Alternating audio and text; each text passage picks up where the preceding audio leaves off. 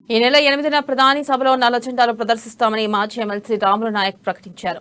మధ్యప్రదేశ్లో బీజేపీ నాయకుడు ఎమ్మెల్యే శుక్లా అనుచరుడు ఒక గిరిజనుడిపై మూత్ర విసర్జన చేసినందుకు నిరసన వ్యక్తం చేయనున్నట్లు పేర్కొన్నారు.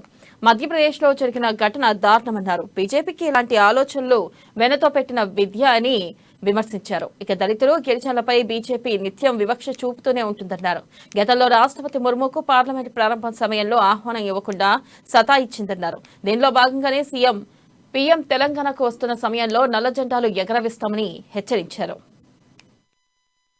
లేని ఎడల మీ యొక్క భారతీయ జనతా పార్టీ రాష్ట్ర అధ్యక్షునిగా చేపట్టిన కిషన్ రెడ్డి గారు మీ గిరిజనులు మీ అంబర్పేటలో చాలా మంది ఉన్నారు మీకు ఓటర్లుగా.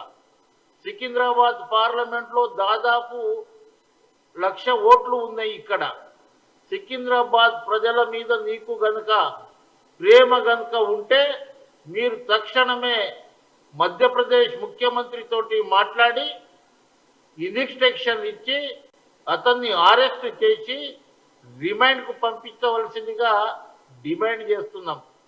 లేని ఎడల మీ యొక్క భారతీయ జనతా పార్టీ ఆఫీస్ని విద్యార్థులు, గిరిజనులు అందరం కలిసి అతి తొందరలో ముట్టడిస్తాం. రేపే గవర్నర్ అపాయింట్మెంట్ అడుగుతాము. ఆ గిరిజన కుటుంబానికి న్యాయం చేసే వరకు ముఖ్యమంత్రి అయితే ఎవరికి అపాయింట్మెంట్ ఇవ్వడు. ఇవాళ ఇక్కడ గవర్నర్ తర్వాత